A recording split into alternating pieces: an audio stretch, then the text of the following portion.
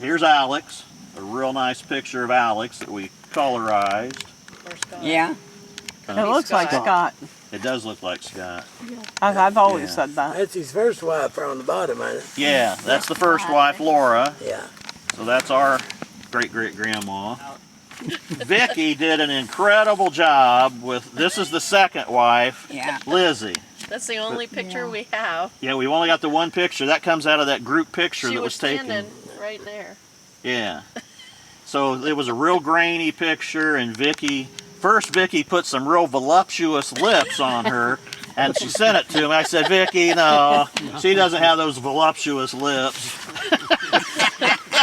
He might have kept her. I think that's more like what her lips looked like. They had a time of getting rid of her, didn't they? He did, yes, he did have a hard time. And then Katie's the third wife.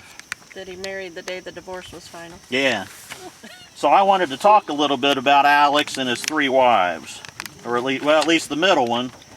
I was looking at these deeds, and in one of the deeds here in 1893, A.F. Porter buys 8 acres on Rockbridge from Isaac Clay for $65 plus $10 in-store credit.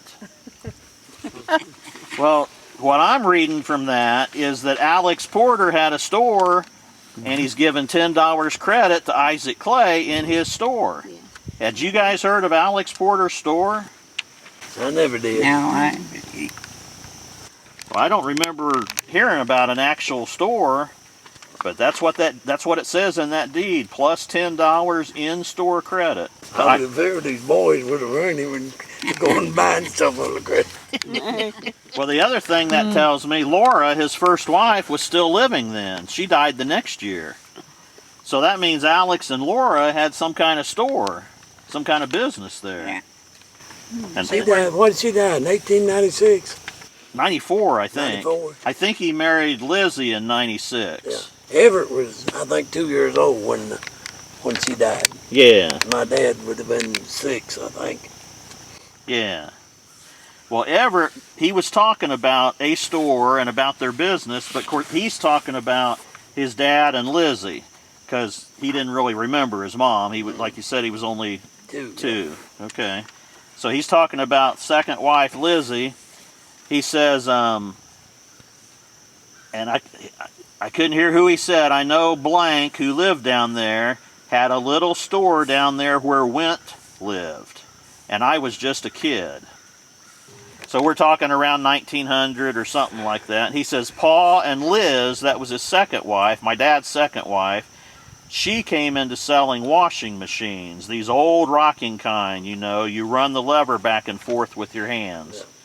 So how those, I can't remember those, Jewel. You remember one of them? I've never seen one either. No Maytags as far as I go. I've seen them on TV. So how's that work? You run the lever. Barrels? Little barrels you put them, you close them in? You think there was a barrel?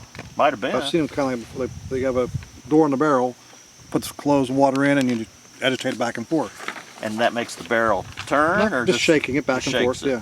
Just like making butter. Oh. Yeah, kind of. You're making laundry clean.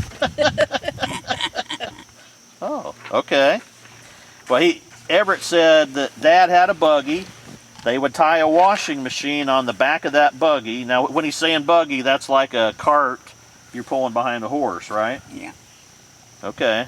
They'd tie a washing machine on the back of that buggy, and they would go out. They would stop. A party talked like they might buy it if it suited them. They would wash a few things for them. He had a storehouse up there. I've seen it nearly full of washing machines. They would sell a lot. Then they would put out the order and they'd ship them to them. Yeah. Then they'd have to go to the same time again and deliver them and collect the money. Wonder how much a washing machine costs. Of course, $10 in would be how much now? Would be a few hundred? 1,000 maybe? Well, let's see. He bought 8 acres for $65. Yeah. So that 8 acres now would be that.